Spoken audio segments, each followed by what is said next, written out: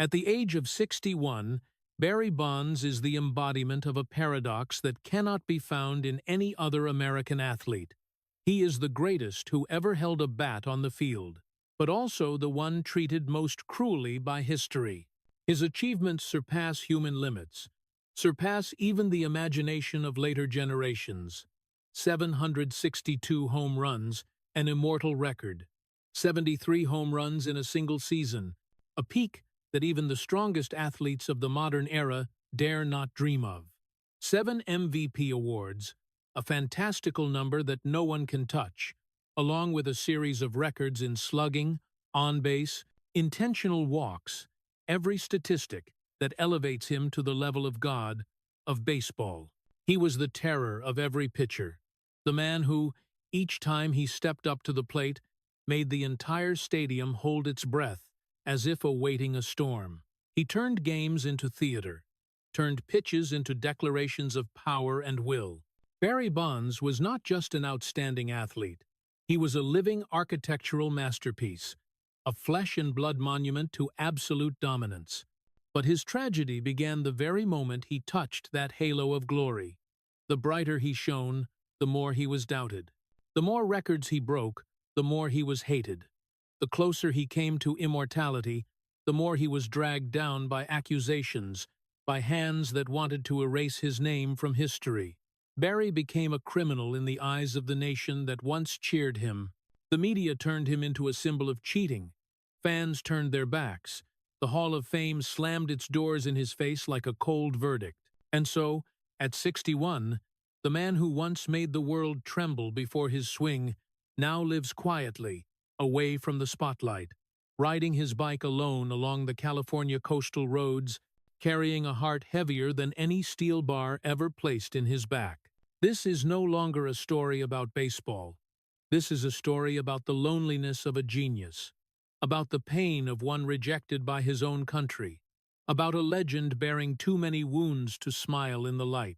This is the tragedy of Barry Bonds, painful, haunting, and far beyond anything you ever imagined. If you want to follow the journey full of tragedy, yet brilliantly radiant of Barry Bonds, please hit subscribe so you don't miss any future parts. And if this story touches you, please leave a like as a gesture of support for the painful path he has walked. Barry Bonds was born into the spotlight of baseball, but his childhood was darker than any room he would later stand in. Before the world knew him as a genius, he was already a child living in the cold shadow of a father who was both brilliant and broken. Bobby Bonds, an all-star player, a rare, versatile athlete, was the kind of genius everyone admired on the field. But behind the family door, he carried wounds that alcohol could never cover. He was hot-tempered, unpredictable, quick to explode over the smallest things. And Barry, from an age too young to understand, had to bear the full brunt of the emotional storms his father could not control. Their home had no sound of children's laughter. It had the clink of liquor bottles against the table, the exhausted sighs of a mother, shouts mixed with suffocating stretches of silence. The smell of alcohol always lingered in the air, every wall soaked in the scent of disappointment that Barry would never forget. Bobby could run fast, hit hard, throw far, but he did not know how to be a father. He never hugged Barry, never sat down eye level to say, "I'm proud of you," never showed up in the stands just to watch his son hit. His success was too great, his shadow too long, and his heart too closed. All of it left Barry growing up with the feeling that love was a luxury, and recognition was for others, not for him. In those years, Barry's mother, Pat, was the only one trying to keep the family from collapsing. But she was just a woman trying to survive a marriage to a genius haunted by inner demons. She stayed silent too much, endured too long, and that silence unintentionally turned Barry into a child who learned to swallow every pain deep inside. The boy did not cry, did not complain, did not ask why his family was different from others. He simply withdrew, creating a private world cold, quiet, and impenetrable. If there was one person who made Barry believe the world was not entirely cruel, it was Willie Mays, the greatest legend in baseball, a close friend of Bobby's, and Barry's godfather. To Barry, Willie was like the sun at dusk, not enough to chase away the darkness, but enough to make him believe light still existed. Willie did not appear often, a few times a month, but a single pat on the shoulder, a word of advice, an encouraging look from him was enough for Barry to feel seen, something he never got from his father. But those moments were too few, too brief to fill the growing mental cracks. The boy, Barry Bonds, gradually learned a rule that later became the foundation of his entire personality. If you are weak, you will be crushed. If you trust someone, they will hurt you. If you need love, you will be disappointed. And so Barry, still just a child, chose to be strong in the only way he knew. No crying, no leaning on others, no trusting anyone. Behind the cold gaze that the world often mistook for arrogance was a child who had to raise himself on sheer will of steel. Behind the indifferent exterior was a heart always afraid of being abandoned. Behind the calm, when facing the fiercest MLB pitchers, was the little boy who once sat alone in his room while his drunken father shouted in the living room. When Barry grew older and his talent blossomed, people saw a gift from heaven, but no one saw the price that gift had taken from him. His childhood, trust in others, faith in family love. A child who was not loved becomes an adult who always feels he is never good enough, and Barry carried that feeling into every step of his life. From high school classrooms to the biggest stadiums in the world, from silent swings to record-breaking moments in front of millions, deep inside Barry Bonds, there was always the shadow of that child, the child who only wanted to hear his father say one sentence he would never hear in his lifetime. And that is the root wound, the wound that never heals, the wound that shaped every success and every tragedy of his life. No number of records could fill it. No amount of spotlight could chase away that darkness. This is the childhood hell that created the genius, but also created a life full of sorrow that we are about to enter. That heavy childhood did not turn Barry Bonds into a broken child. On the contrary, it forged him into a genius tempered in fire, a talent too great to ignore, but also too sharp not to make others wary. As he entered his teenage years, Barry was not just good, he was far beyond everyone else. His speed left coaches stunned. His arm could throw the ball like it was cutting through wind. His ability to read situations, reflexes, pitch recognition, all far surpassed his peers. Once, a coach watched Barry practice and said straight to his assistant, "This kid wasn't born to play ball. He was born to dominate it."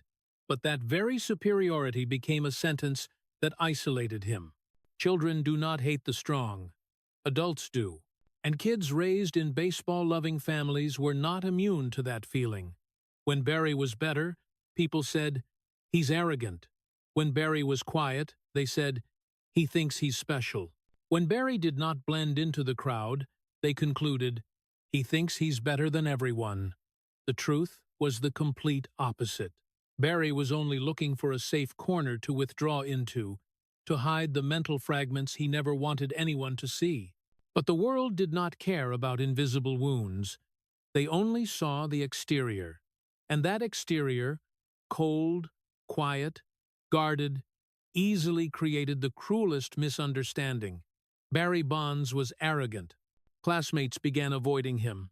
In high school games, when Barry hit a home run, the crowd did not cheer with pride. They fell silent, as if it was expected, or as if they did not want to witness him surpassing them yet again. Whispers spread through the hallways. "He's only good because of his dad. He thinks he's Willie Mays or something. He never smiles. He looks weird." Those small words, to a teenager trying to survive family darkness, cut deeper than any pitch could. Barry began to realize a cold truth. Talent does not make people love you. It makes them fear and distance you. Teachers were no different. They saw a student who rarely socialized, focused only on baseball, always avoiding group activities. Instead of asking if he was okay, They labeled him hard to approach, stubborn, disrespectful, problem personality. The whole world saw an outgoing Barry, a teenage sports star, but no one saw the child trying to keep himself from collapsing after every evening filled with shouting at home.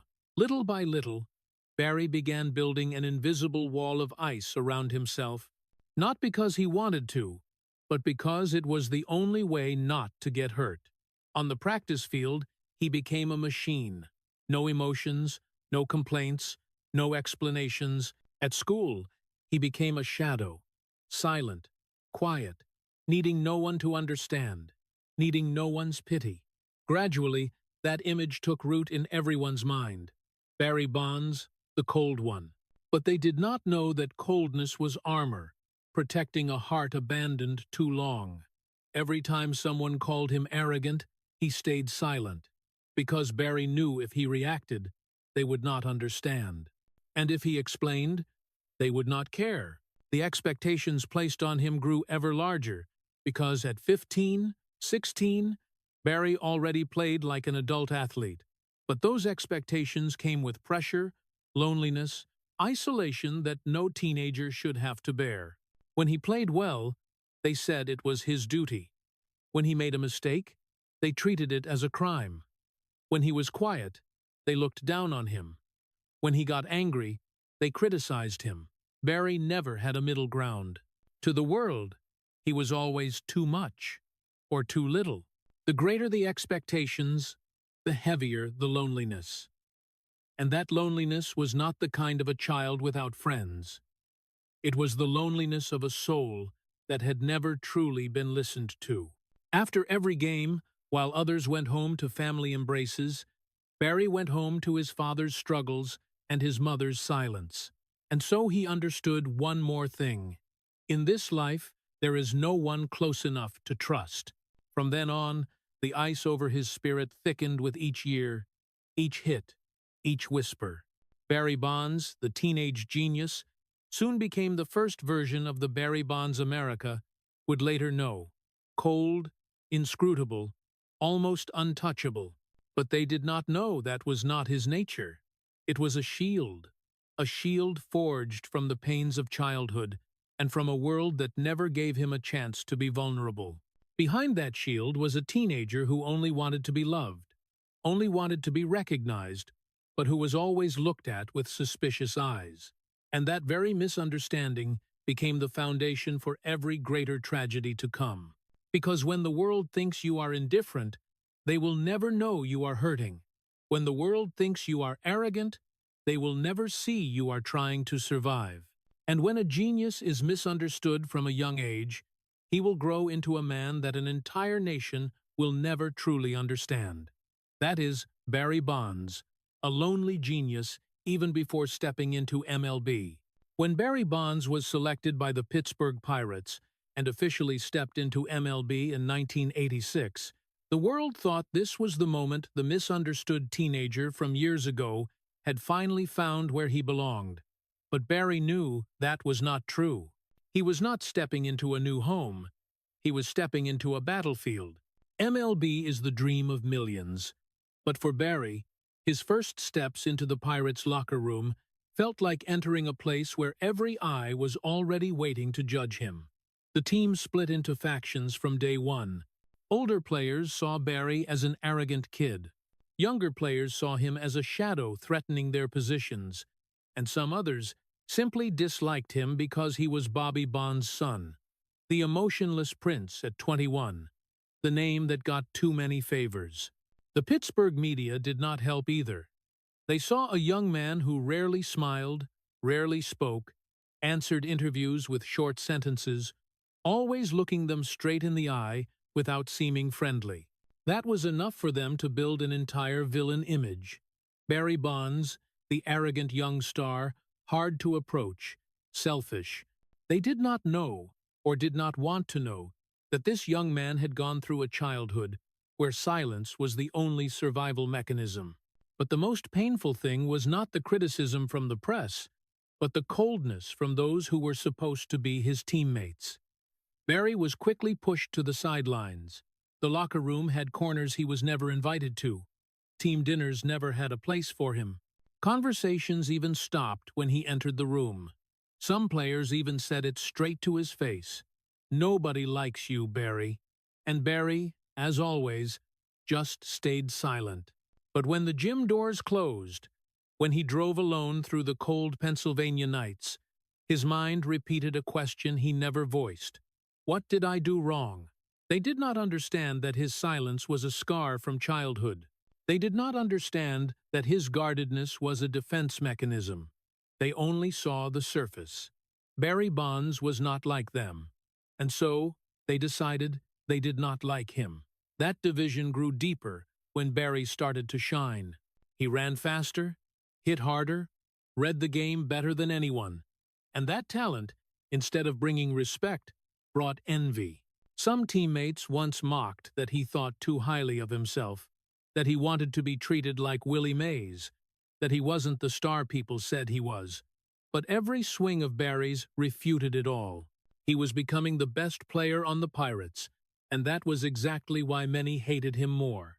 The Pirates' losing seasons only made the internal tension worse. Every time the team lost, the media looked for someone to blame. Even though Barry did everything to keep the team alive, he was still accused of not being a leader type, of not being a role model. But they did not know that Barry had never been taught by his father how to lead. He had only been taught how to survive. In postseason games, when the Pirates kept getting eliminated at the most critical moments, Barry became the center of criticism. Even though he was the one who brought the team closest to victory, the collective failure was pinned on his shoulders. The media wrote that he lacked clutch ability. Fans got angry. Some even shouted at him in the stadium. Those failures, for many athletes, are normal. But for Barry, who grew up with the obsession that he was never good enough in his father's eyes, they were knife cuts deeper than anyone could imagine. After every postseason loss, Barry drove home feeling suffocated. He sat in the dark living room, sometimes for hours, just trying to find an answer he never could. Why is everything I do still never enough? The external pressure resonated with the childhood wound, creating a mental poison that cracked him little by little. People saw the genius blossoming, but they did not see the heart breaking. Barry never spoke of it, but Pittsburgh was where he understood more clearly than ever that talent is not enough to be loved. Success is not enough to be accepted. And, the cruelest truth, the harder he tried, the further he was pushed away from everyone. Before leaving Pittsburgh, Barry had become one of the most dangerous players in MLB, but he had also become one of the loneliest people in MLB. The locker room walls from those years did not just separate him from his teammates. They separated him from faith in people. In Pittsburgh, the legend of Barry Bonds began to form, but also in Pittsburgh, his heart cracked with fissures that would never heal.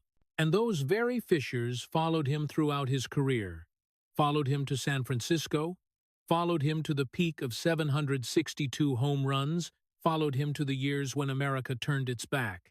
It all started in Pittsburgh, where the genius emerged, and where the human inside him began to shatter.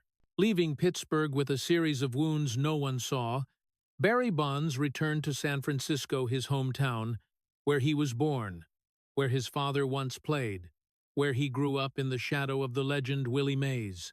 For many, this was the return of a lost son, a journey closing a painful cycle to start a more beautiful new chapter. But for Barry, San Francisco was not a place of peace.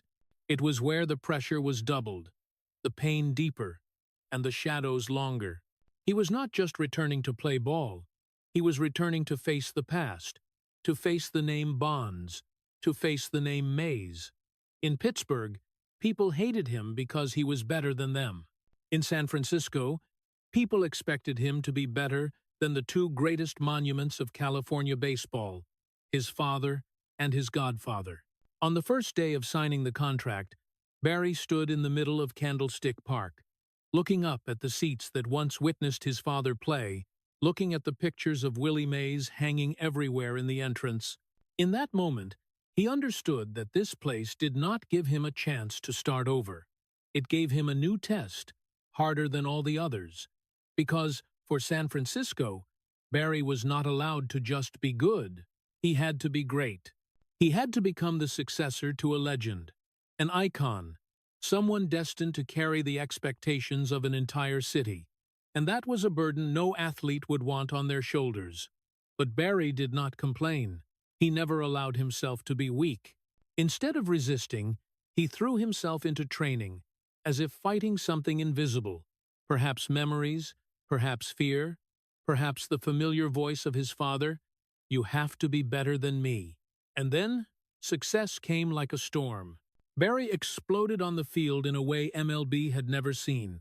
Swings powerful like tempests, home runs so long that pitchers had to change their entire game strategy just to avoid him.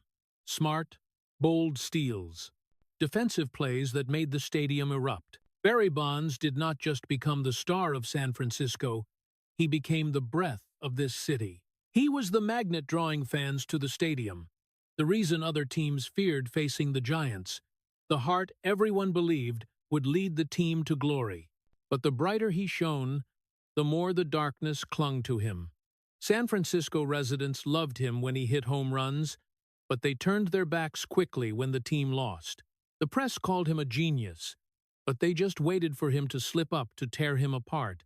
And even as the biggest star in the city, Barry was always alone. He never had a close friend on the team, no group to go out to dinner with after games, no nights sharing with teammates, no laughter in the locker room, no shoulder to lean on when tired. People approached him for one reason only. He was the star. And when the stadium lights went out, he returned to the exact image from childhood, a boy standing in a large room, surrounded by silence. That loneliness was so thick that sometimes he felt it like a fog enveloping him, making it impossible to see clearly who was truly on his side. When outsiders looked at Barry Bonds, they saw power, money, fame, influence, and the aura of a legend. But when Barry looked at himself, he only saw pressure, doubt, criticism, and a quiet loneliness gnawing away at his spirit bit by bit. No one asked him, "Are you okay?" No one asked if he was tired. No one asked if he felt misunderstood. They only asked him, "When will you break the next record?" And so, Barry became a global icon, but at the same time was turned into a man not allowed to fail, not allowed to be tired, not allowed to be vulnerable. Success came like a storm, but that storm swept away every chance for him to live like a normal human being. Every night, he returned to his large house, opened the door, and stepped into darkness with no voice to welcome him. His cold exterior was not a wall. It was a scar that never healed from childhood, now widened by time under the weight of expectations. And right in San Francisco, where it was supposed to be home, where it was supposed to be support, Barry began to taste the first nightmares. Losses where every mistake was blamed on him, malicious questions from the media, suspicious looks, rumors, and a growing fear that he would never truly be loved, not as a star, but as a human being. He stood on the biggest stage of his life, but his heart sank deeper into loneliness that no light was bright enough to chase away. And Barry did not yet know that those nightmares were just the beginning of even more terrifying tragedies waiting ahead. The 2001 season arrived for Barry Bonds like a double-edged storm, one side sublimely radiant to the point where the whole world had to bow, the other side, a cold darkness lurking right behind his back. It was the season where every swing was torn from his body like an unspoken scream. The season where all of America saw greatness, but no one saw the pain eating away at his heart day by day. People called that season inhuman. They said Barry Bonds was on a level no one could comprehend. They said his swings did not come from muscle, but from something supernatural. But they did not know, or did not want to know, that power was forged from sleepless nights by his father's hospital bed, from tears that never fell, from the fear he always buried deep, the fear of losing the man he had spent his whole life trying to surpass, trying to please, trying to hear a single word of praise. Bobby Bonds was dying slowly. His body was rotting under silent battles with cancer and alcohol. His lungs were crumbling, his heart exhausted. The muscles that once terrified all of MLB now just skin over bones. The man who once ran like the wind now breathed as if swimming through ice water. And every time Barry visited the hospital, he saw his father fading further into darkness, as if time was pulling faster for him than for anyone else. He knew he was about to lose his father. Every game for Barry in 2001 was not just competition. It was a desperate race against death. Every time he stepped into the batter's box, he felt the clock hands chasing him. Every pitch coming in, he hit as if trying to rip apart reality, trying to create an immortal moment so his father, even breathing thinly, could see it. A home run was no longer a score. It was a prayer. It was his way of holding his father in this world one more day. Some said Barry Bonds that year hit like a man possessed. And they were right, but they did not understand what possessed him. He was not possessed by records, not possessed by glory. He was possessed by the image of Bobby, lying motionless, by the obsession that he would lose him without ever hearing the sentence Barry had waited his whole life for. "I'm proud of you, son." And so every game became the place where Barry poured out all the pain burning in his chest. 73 home runs. That number was not natural. It was created from pain, pain that made his arms stronger, his legs faster, his heart colder, and his will into something MLB had never witnessed. All of America exploded with each of his home runs. Stadiums stood up, shouted, shook, as if witnessing the god of thunder hurling his hammer to the ground. The press called him monster, God gun, man of records. But when the game ended, when the crowd dispersed, when the lights went out, Barry did not celebrate. No champagne, no laughter, no friends, no one beside him. He did not go home. He drove straight to the hospital, sat by his father's bed like a lost child. Some nights Bobby woke up, saw Barry but could not speak.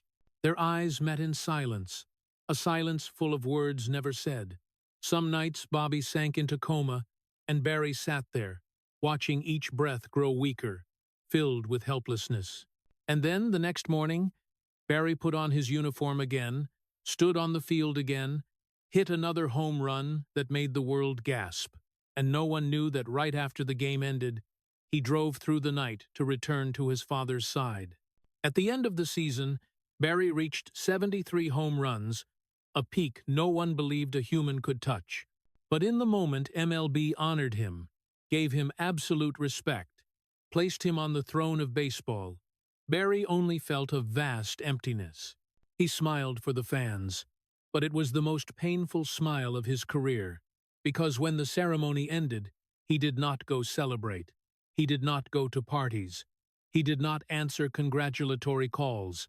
He quietly drove away from the stadium alone, back to the hospital, back to where his father was dying, back to where Bobby Bonds' breaths were weaker by the minute. He had just broken the world record, but the one person he wanted to witness it was on the edge of life and death. The one person he wanted to hear praise from no longer had the strength to speak. A season everyone called a miracle. For Barry was the most painful season. It was the season he understood that glory cannot heal, lights cannot warm, cheers cannot fill the void in the heart. 73 home runs, 73 prayers sent to the sky, 73 desperate efforts to keep his father here a little longer. And when 2001 closed, Barry Bonds stood between two worlds, one world calling him a legend, and one world he was about to lose forever. No one knew that after that season, his heart would never heal again. And the real tragedies were only just beginning. When the 2002 season came to a close, Barry Bonds was still the center of baseball, still the towering monument that forced all of MLB to look up. But while the whole world prepared for the new season, prepared for the next home runs, prepared for games they believed Barry would once again redefine human limits, a storm was quietly building in his life. A storm not from the field, not from the media, but from the one place he was never strong enough to fight, the hospital, where his father was slipping away day by day. In 2003, as baseball prepared to enter summer, Bobby Bonds entered the final season of his life. A fighter who had once escaped thousands of chases on the field, but he could not win his final battle. Cancer and years of damage from alcohol had stolen the strength that once made him an icon. His body collapsed hour by hour, as if life itself was tired of holding him too long. And when the news of Bobby Bonds' death on August 23, 2003 spread, America mourned a legend, while Barry collapsed from within. Not just from the grief of losing a father, but from something more painful than grief: regret. He had never heard his father praise him, never heard his father say the one sentence he had craved his whole life: "I'm proud of you, son." Never seen his father's eyes filled with pride like the eyes of other fathers in the stands. He had strived his entire life to become someone his father could not ignore. He had broken records, become a genius, made all of America bow. But Barry understood a cruel truth in the moment Bobby passed. He had hit hundreds of home runs for the world, but he only wanted one single home run for his father, one that his father was lucid enough to see, to truly smile at. And that never happened. They had never talked about the old wounds, never talked about the old resentments, never talked about the distances that had rooted deep like trees. Barry had never had a chance to ask his father why he never said he loved him, never asked why every hug from his father only came after victories, never asked why, when he lost, his father avoided his eyes. He had never had the moment to say, "I needed you. I needed you to tell me I was good enough." But that is the truth of life. The most important words are always the ones we never get to say in time. At the funeral, every eye turned to Barry. They saw a genius standing beside his father's casket, but they did not see that inside him, the child from years ago was crying until he could not breathe. The faces at the funeral comforted him with familiar words. He was proud of you. He knew you loved him. He saw everything you achieved. But no words reached Barry, because he knew the truth. His father had never said those things, and now he would never hear them. That night, after the funeral ended, Barry returned home, closed the door, and for the first time in many years, allowed himself to collapse.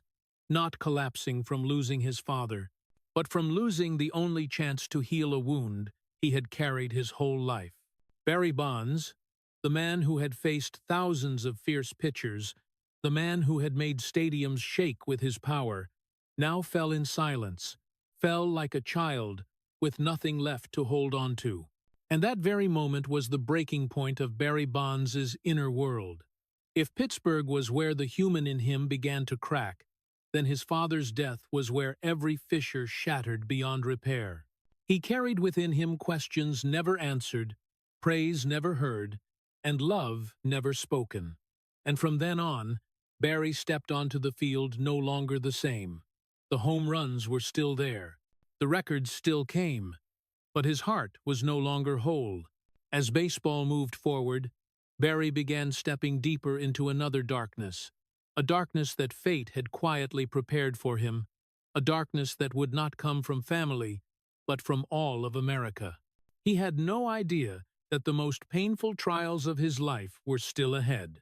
And the true tragedy of Barry Bonds, the tragedy that caused history to reject him, was only just beginning to emerge. The death of Bobby Bonds left in Barry a void nothing could fill. But before Barry could even stand up from the pain of losing his father, another massive tsunami crashed down, sweeping him into the eye of the biggest sports scandal in American history. And this time, unlike previous tragedies, the pain did not come from family. It came from an entire nation. The name of that scandal, Balco, became the darkest milestone in American sports. a scar people mention with anger, criticism, and shame. And at the center of that storm, the name shouted the loudest, mocked the loudest, cursed the loudest, was Barry Bonds. It all began in 2003, right when Barry was still wrestling with the pain of losing his father. Federal agents raided the Balco lab and found lists of athletes suspected of using banned substances. Immediately, the media pounced like a pack of wolves smelling blood. They wanted someone to bear responsibility for the decline of American sports. They wanted someone to blame.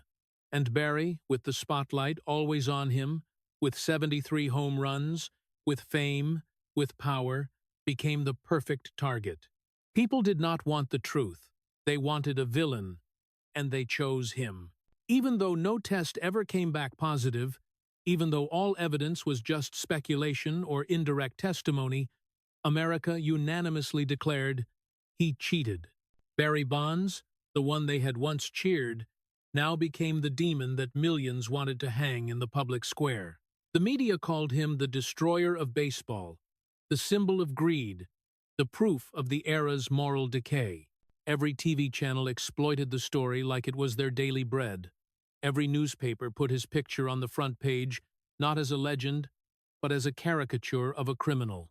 The people who had once written articles praising him, who had called him a genius, who had stood and applauded when he hit home runs, now vanished as if they had never existed. They left him alone to face the inferno of public opinion. Friends distanced themselves from him. Some secretly criticized him in the shadows to protect their own careers. Those who had once invited him to dinner asked for his advice. Seen him as a big brother in the game, all went silent, or worse, joined the chorus condemning him. They feared being dragged down if they stood beside him. America judged him as if they had never loved him for a single day. And Barry, for the first time in his life, saw the bitterest truth. The love of the crowd is the most fragile and toxic thing in the world. It disappears the moment they find someone else to hate. The FBI questioned him. The grand jury questioned him. Reporters ambushed his gate, followed him to gas stations, to the gym, to the stadium. They did not want information. They wanted blood.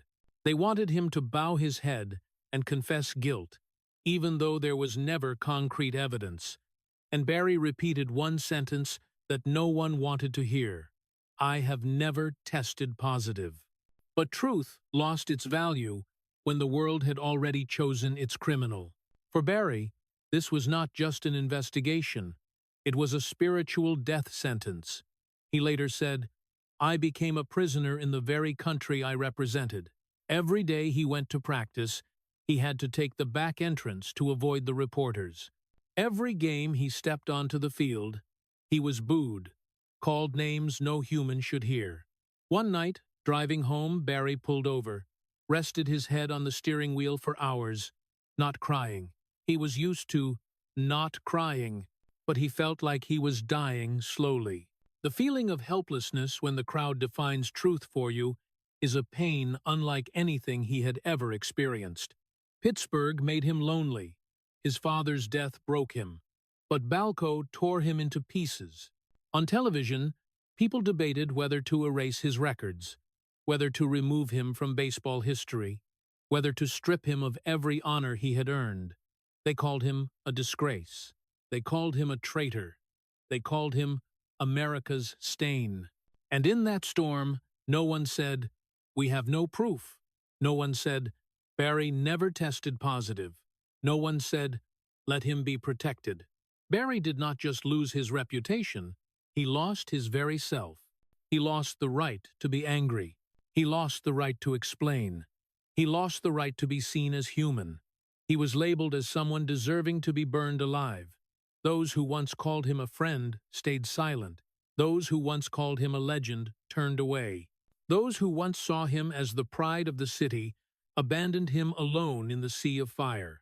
And Barry, in the eye of the storm, said one sentence that all of America heard, but no one wanted to believe: "I never tested positive, but no one cares." That was a cry no one listened to. the cry of a man being buried alive by collective hatred, the cry of a father trying to protect his honor so his children would not grow up in shame, the cry of a legend watching his life's legacy burned by a crowd that needed no truth to judge. And in that moment, Barry understood a cruel thing. In his life, the ones who hurt him the most were not opponents on the field, not his father, not those who hated him from childhood, but America.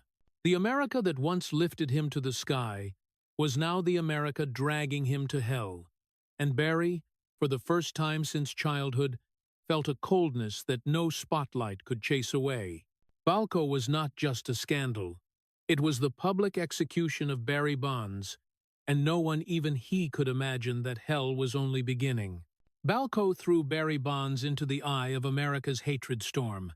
But the cruel part was that the tempest outside the field was never the only thing wanting to destroy him. As his career was besieged, Barry's private life also began to collapse, in a way no one, not even he, could prepare for. The pain from the scandal was already immense, but the pain from a broken love was the knife plunged straight into his heart. His marriage to son Margaret Bronco, the woman who had once helped him through the hardest years, had been cracking for a long time. But only when Balco exploded did that crack burst into an unbridgeable abyss. Barry came home every night with a soul torn apart by all of America. But he found no peace in his own home. No longer a warm voice waiting at the door. No longer dinner. No longer a hug. No longer the words, "Everything will be okay."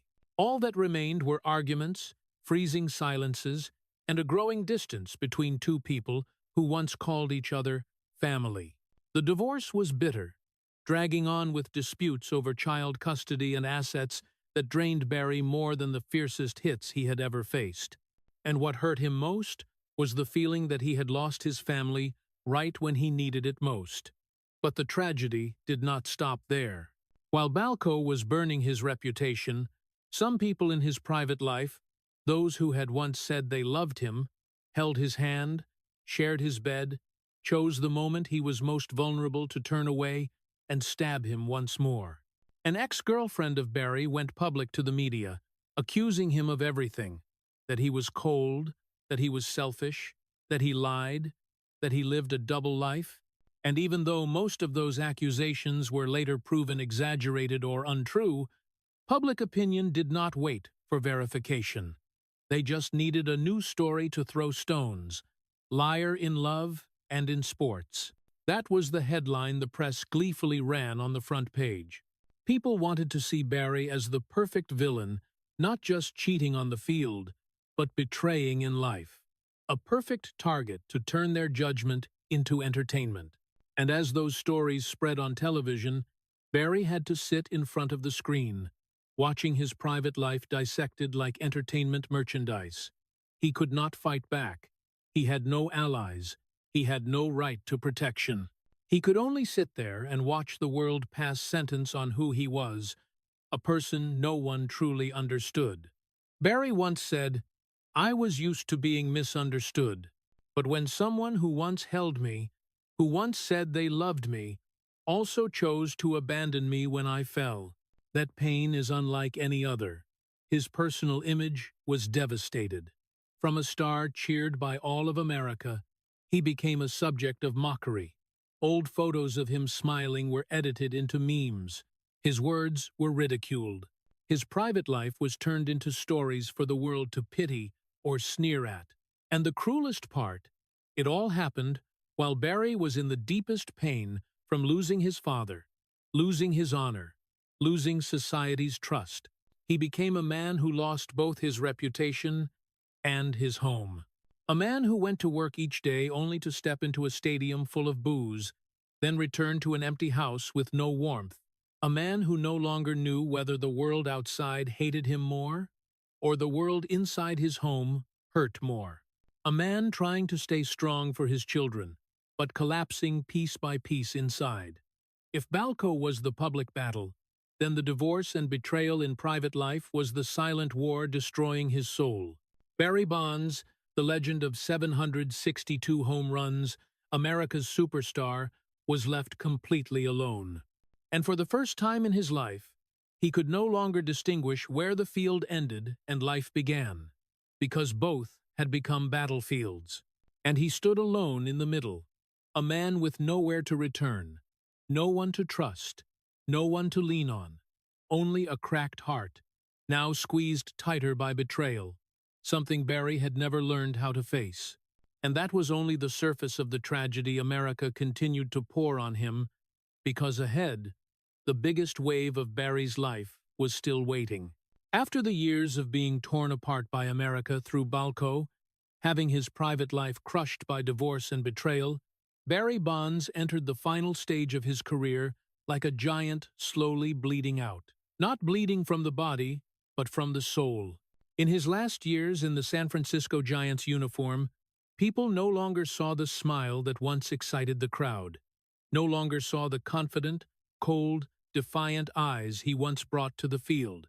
Instead, there were tired, empty eyes, as if every game was a painful obligation, not joy.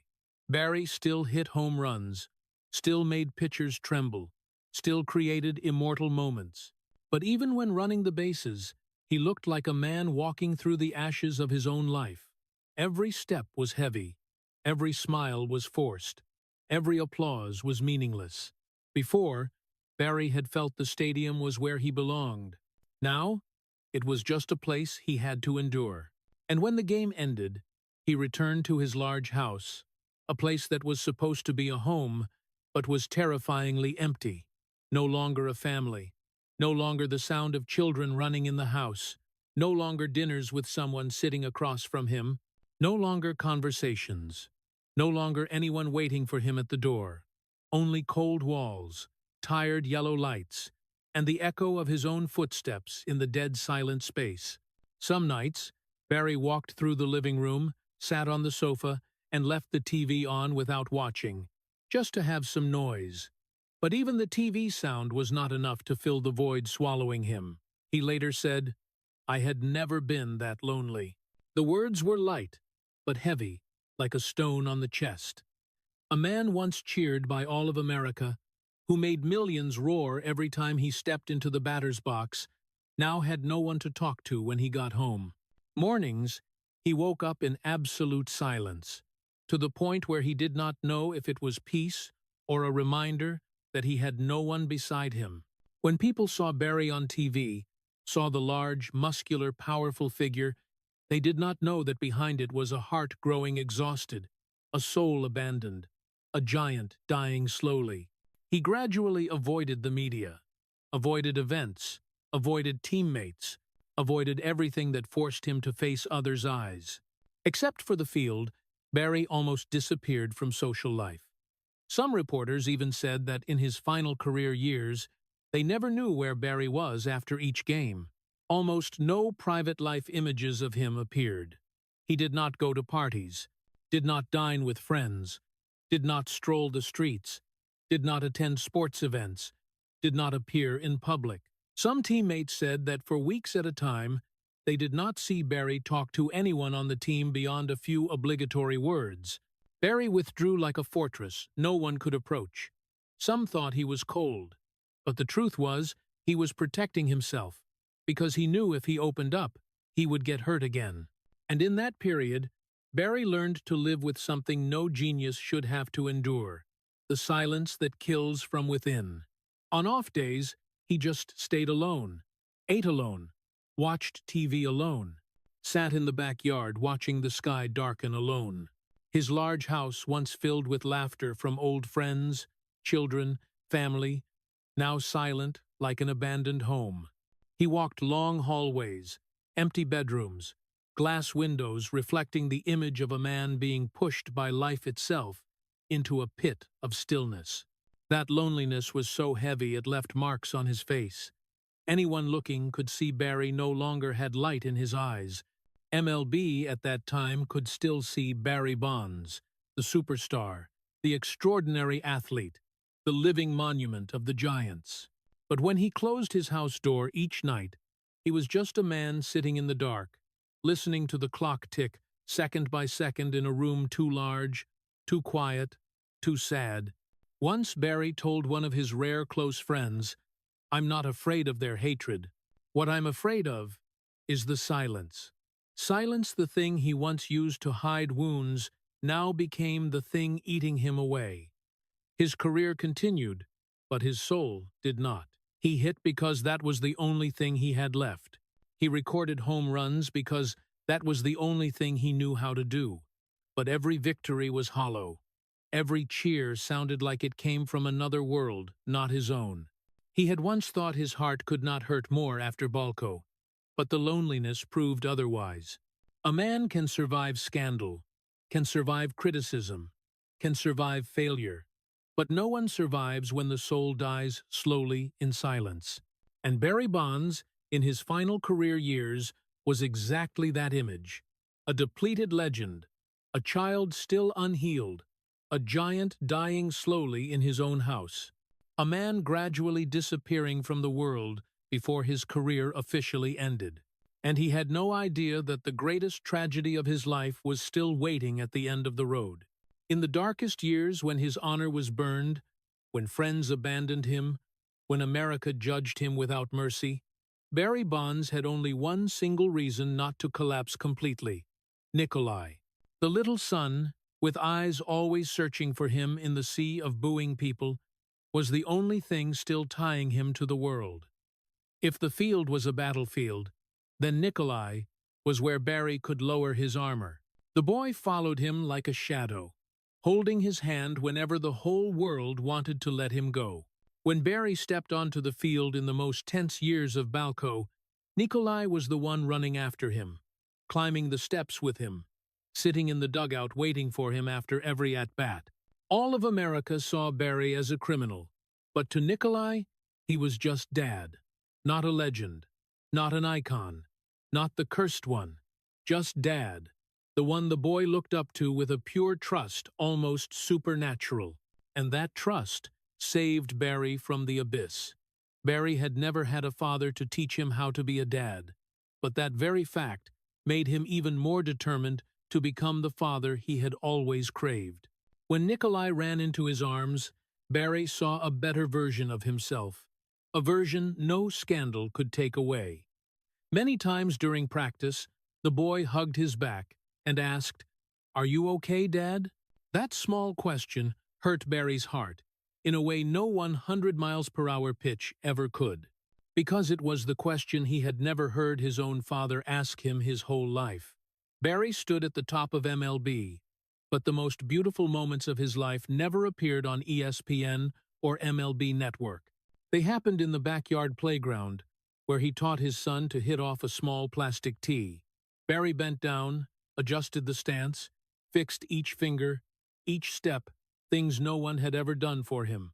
Nikolai laughed, missed the ball, then laughed louder when Dad encouraged him. And each time, Barry felt his heart heal just a little. Once Nikolai hugged his neck after practice and said, "I'm proud of you, Dad." Just 4 simple words. But to Barry, they were medicine more precious than any title, any record, any cheer. They were the words he had waited his whole life to hear from his father, but never did. They were the words that turned Nikolai into the only light piercing the darkness of his life.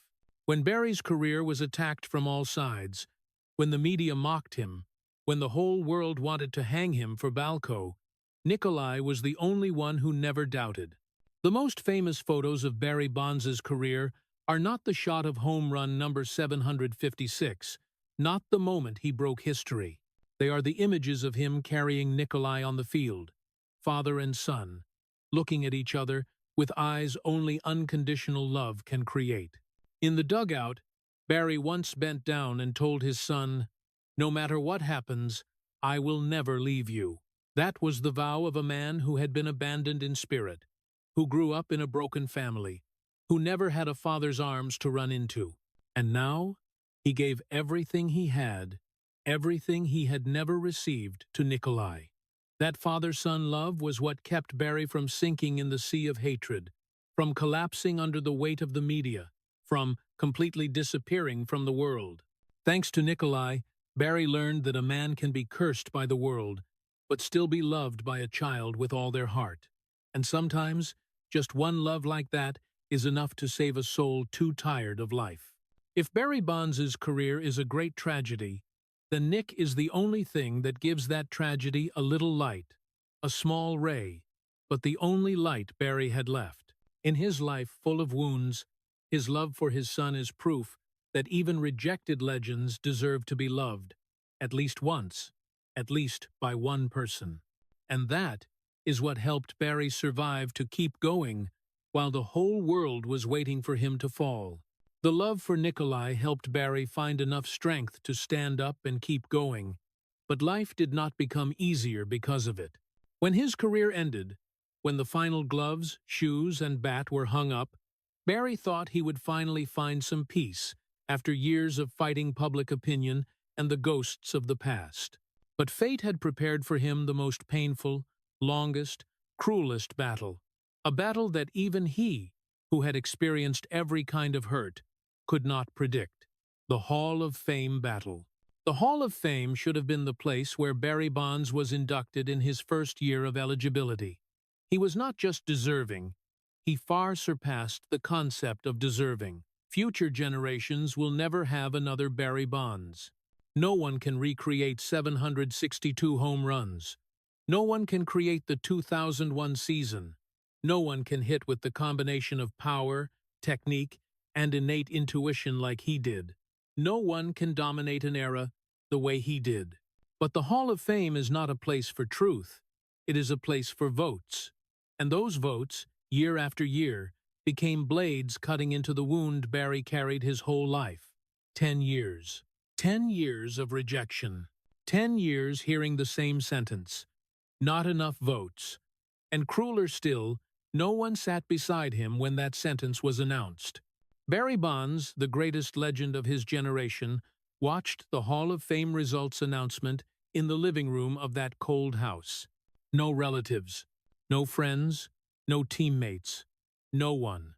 Just him, the TV, and a room so large the clock's ticking sounded like a hammer pounding his chest. The first announcement, he still had hope. He still thought truth, talent, and history would win. But that year, the announcement appeared. Barry Bonds, 36.2%. Not enough. Not even close. A punch to the soul. Many thought Barry was cold, emotionless. But if anyone had stood behind the door that day, they would have seen the real man. A legend, watching his career, judged by people who had never experienced 1,000th of the pressure he lived through. The second year's announcement. Then the third. Then the fourth. Each year a new cut. Each year a way for America to remind him that no matter how great he was, they would not forgive him. Each year a repeated public humiliation. Other players gained votes over time, but he did not. Barry Bonds stood there, year after year, watching his name rejected as if it were the world's entertainment. He never said it, but those close to him knew. The Hall of Fame aged him faster than anything. It was not just an award, it was recognition.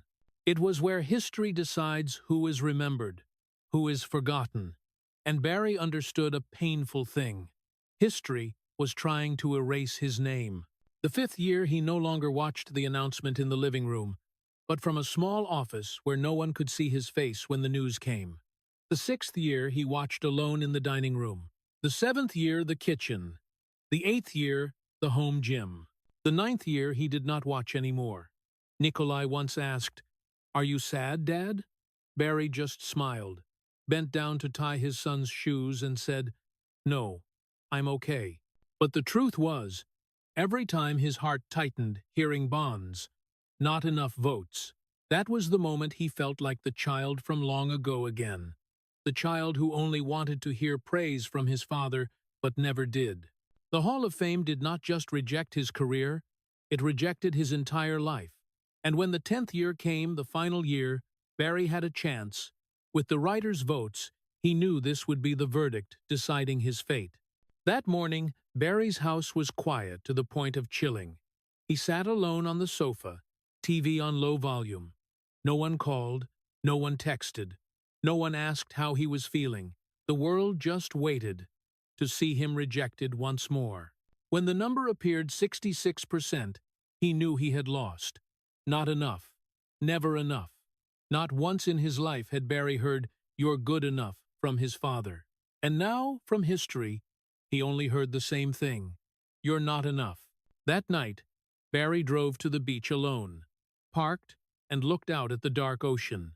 Strong wind slapped his face, but he did not feel cold. The pain inside him was far colder, and in the ocean wind, he silently asked himself, "Why do they hate me so much?" A question no one answered. An unfair question. A question that would follow him to the end of his life. The Hall of Fame, the symbol of honor, had become the source of pain that aged him faster than anything. Faster than age, faster than scandal, faster than years. But the tragedy was not over. Because after 10 consecutive years of rejection, Barry still had one final hope: the Veterans Committee. A second chance, a saving hand. At least, that is what fans thought. But when the announcement day came, everything repeated like a nightmare that had played out for a decade. No. Still no. Not enough votes. If the first ballot rejection was a wound, then the Veterans Committee's verdict was the final slap. Strong and cold enough to nearly take Barry's breath away. The living room where he watched the news alone suddenly became cramped, cold like a prison. Even those who had defended him were powerless. No one beside him to say it did not matter. No one called to comfort him. No one. Barry Bonds, the greatest man of a generation, had been rejected by history in the cruelest way. Not once, not twice, but for over a decade. And that was the pain that changed him, that aged him faster than time itself. That journey was not just disappointment, it was prolonged humiliation. A knife slowly twisting into the heart of a man who had endured too much in life. And when the final decision was made, Barry understood. His legend would live in the hearts of fans, but it would never hang on the walls of the Hall of Fame. A tragedy no one could imagine. A verdict that left him forever, the one standing outside history's door. And Barry Bonds, now at 60, still lives with that pain. The pain of being rejected by America itself. The pain that never heals. The pain no one shares. The pain that will follow him to the end of his life. After more than a decade of the Hall of Fame slamming its doors right in his face, after Balco, after family losses, and after long years drained by mental isolation, Barry Bonds turned 60 with the mindset of someone who had lived through too many lifetimes. No extravagance, no glamour, no more stadium lights, no more 50,000 people roaring, no more memories of an unbeatable giant. Only a man left aged, quiet, with a heart bearing more wounds than any remaining muscle on his body. At 60, Barry lived a reclusive life. No events, no public speeches, no attempts to fix his image, no chasing spotlights, no media appearances. He chose a simple life so stark that people could hardly believe this was once the legend who dominated MLB. Barry woke early each morning in his quiet California home, a quiet, no longer terrifying like his final career years, but not fully peaceful either. It felt like the space of someone who had accepted he no longer belonged on the big stage. And each morning, he did what no one expected to become his final lifeline: cycling. Cycling every day. Cycling like a survival ritual. Cycling like a way to escape memories that had weighed on him for decades. Barry did not cycle for fitness, not to compete, not to post photos online boasting achievements. He cycled to breathe, because only on the bicycle, leaning over the handlebars, feeling wind slap his face, did Barry forget the past, even if just for minutes. At high speed, wind whipping his skin gave the sensation he was returning to life. In those moments, he no longer heard criticizing commentators, no mocking from the press, no echo of "not enough votes," no sound of his father's silence through childhood. No noise from years judged by America, only wind, tire sounds, rolling on road, heartbeat steady, sound of a life trying to reclaim freedom after too many invisible chains. But truth was, his body hurt, and his soul hurt more. Playing years left countless lingering injuries. Knees no longer flexible, back aching with weather changes, left shoulder stinging from cycling too long. Invisible wounds still throbbed each night. But Barry accepted it all, because for him, physical pain was easier than mental pain.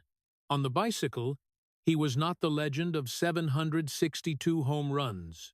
He was not Balco's villain, not the one rejected by the Hall of Fame, not the star who divided America. He was just a man trying to live. Most cyclists passing him on the road had no idea they just overtook one of history's greatest athletes. Barry did not want them to know. That made him comfortable. Cycling gave him something no stadium ever did: anonymity. And in that anonymity, he found what his legendary life never gave: freedom. His life now had few friends. Very few. Most abandoned him when Balco exploded. Some left when he was no longer in the spotlight.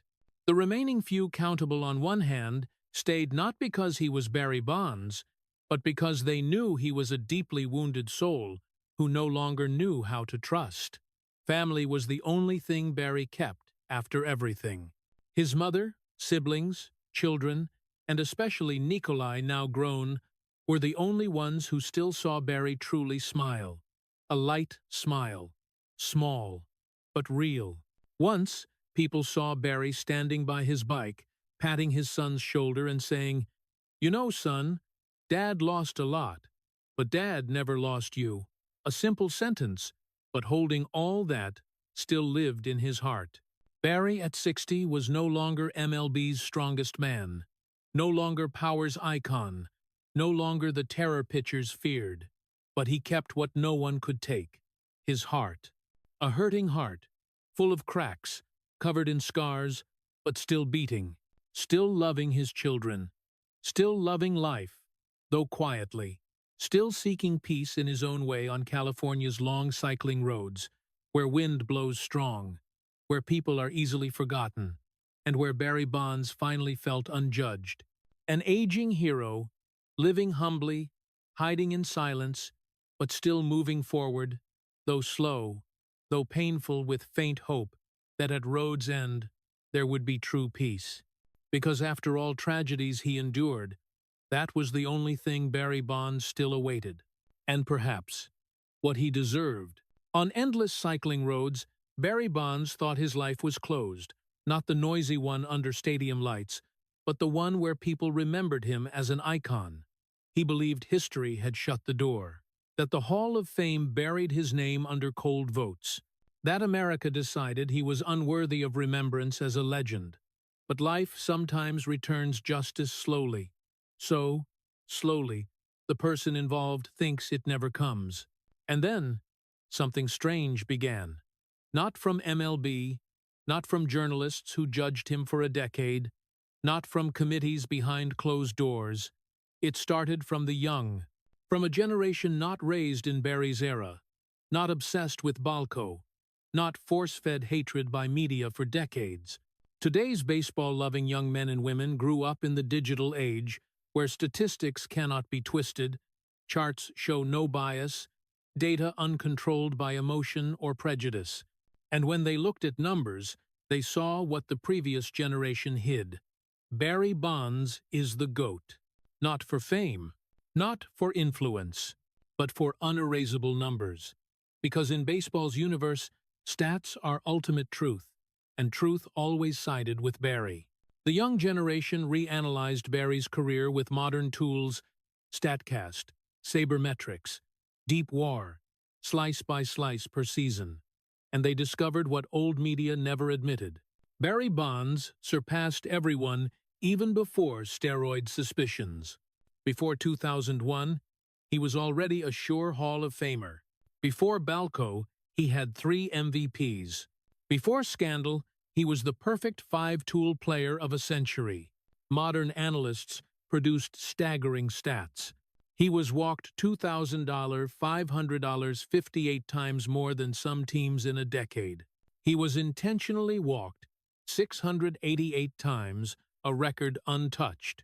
In 2004, his OPS Plus was 263, history's highest. Career WAR over 162.8, surpassing Babe Ruth on some modern scales.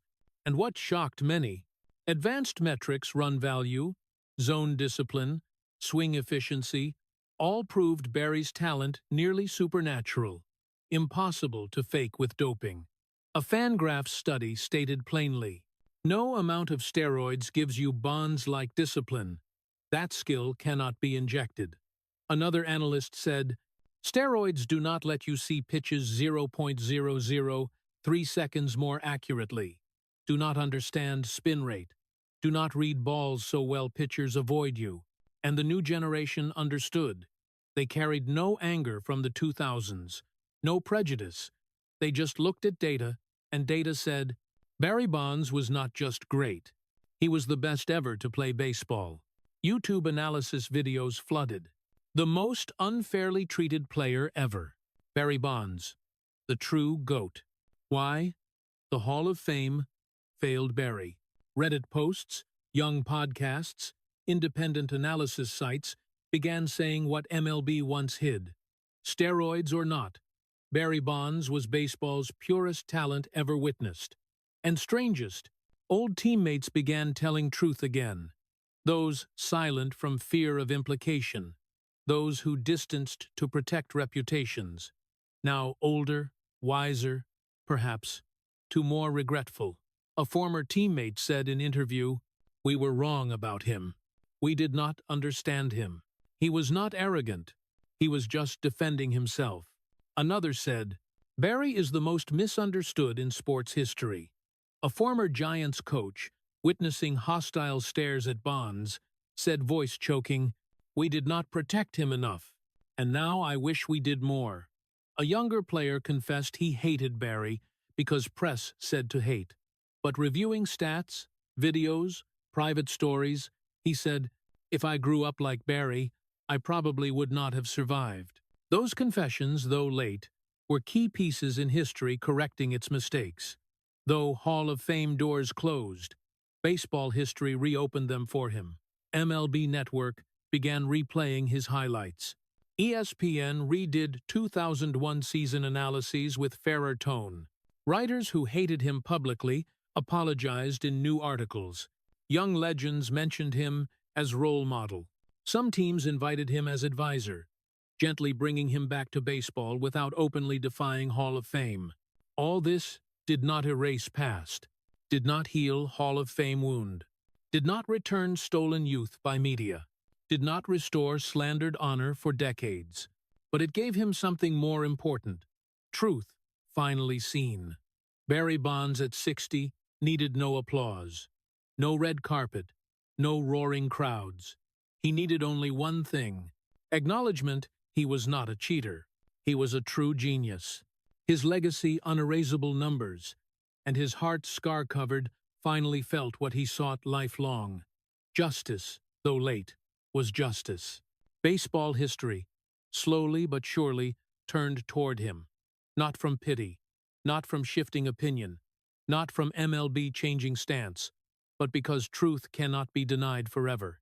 And truth written in numbers, young eyes, old teammates' late regret, analysis videos, children growing up seeing him as model.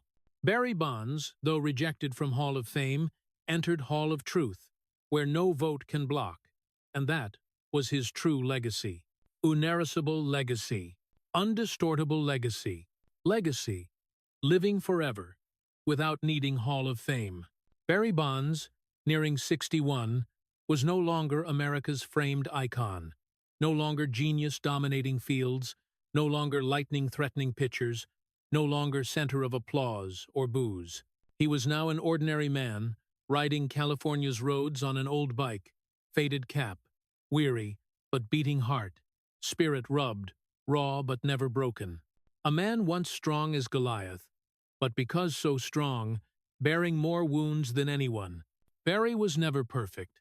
He never pretended perfect. He grew from father's mental scars, entered MLB like a sword everyone wanted to test, endured envious teammates' stares, public's misunderstanding, media's harshness, Hall of Fame's endless judgment. He made mistakes, failed in love, stumbled in private life, drowned in public opinion's fire sea.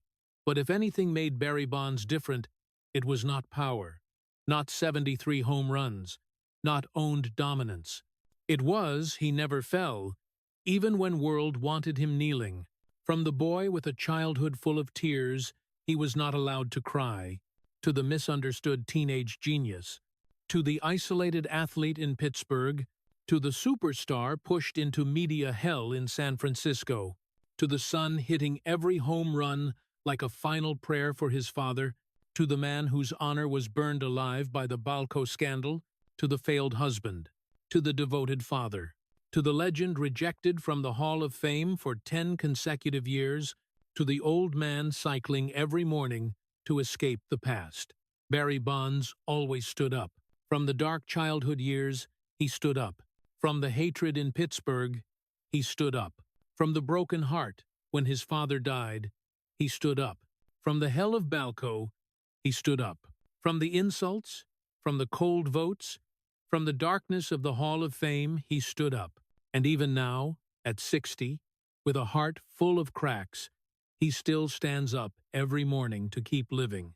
People always talk about an athlete's legacy in terms of titles, bronze statues, votes, rankings. But for Barry, the legacy lies somewhere completely different. It does not lie in the museum in Cooperstown, not in autographs, not in rings, not in television specials, not in posters on walls. The true legacy of Barry Bonds lies in resilience, something no athlete in his era could match. He did not collapse under pain. He did not let loneliness kill him. He did not let scandal define his life. He did not let the Hall of Fame decide his worth. He did not let America erase him from history. And the truth is, no one could. Because in the end, time fairer than public opinion has proven he was greater than prejudice. Because the younger generation looked back at the numbers and placed him on the GOAT throne. Because those who once hated him began telling the truth. Because baseball history finally reopened its doors to him, not the Hall of Fame, but the doors of truth and respect. Barry Bonds lived like a Goliath, powerful to the point of fear, but wounded to the point of tragedy. He is proof that sometimes wounds are what create legends, that resilience is greater than strength, that a person does not need to be perfect to become immortal. And when looking back at the entire life of Barry Bonds, we understand this is not a story about home runs, not about records, not about scandal, not about the Hall of Fame. This is the story of a human who lived his whole life on the battlefield and still refused to surrender. The story of a man who endured every imaginable pain, loneliness, betrayal, judgment from an entire nation, and still kept a heart to love his son, kept strength to face life, and kept the quality no one could take, will. And finally, when wrapping up all the tragedy, all the glory, all the tears, all the scars, one single truth remains about Barry Bonds. It was not 762 home runs that made Barry Bonds. It was 762 times he stood up after falling. That is his true legacy. And that is why Barry Bonds will forever be a legend, whether the Hall of Fame opens its doors or never opens them. When looking back at Barry Bonds' journey through the entire story, we cannot help but feel a profound sadness. Sadness for a man carrying the strength of Goliath, but a heart full of cuts that never heal. What hurts most is not that he was misunderstood, judged, or rejected by the Hall of Fame, but the prolonged loneliness like a lifelong sentence. Remember Barry Bonds in the 2001 season. Each home run was not a display of power, but a desperate cry sent to a father dying in a hospital bed. The 73 home runs that year were 73 prayers, 73 final hopes he tried to give to the man who never said, I'm proud of you, son. And when Bobby Bonds died in 2003, Barry did not collapse from grief, but from regret that he had lived his whole life waiting for praise that never came. Even more painful was when America turned its back during Balco. Even though he never tested positive, the public turned him into a demon to vent the anger of an era. The days he watched the not enough votes, announcements in a large but chillingly empty house, were images painful not just for Barry, but for America, painful for how easily we abandon those who once brought us glory. But amid all that darkness, the only light was Nikolai, the son who saved him. With the simple words, "I'm proud of you, Dad," that reminds Americans that sometimes salvation does not come from crowds, not from media, not from the Hall of Fame, but from family and true love. The greatest lesson from Barry Bonds is not about baseball, but about humanity, that everyone makes mistakes, but no one deserves to be buried alive in judgment. That true legacy lies not in titles, but in the ability to stand up after every fall. And that America, a nation that always talks about fairness, needs to learn to treat more fairly those who dedicated their entire lives. Barry Bonds reminds us that greatness is not defined by perfection, but by resilience. If the tragic yet resilient journey of Barry Bonds touches your heart, please hit subscribe to continue joining us in stories about great but deeply wounded people. Thank you for taking the time to listen, and see you in the next video, where we continue exploring fates misunderstood by history but deserving of honor.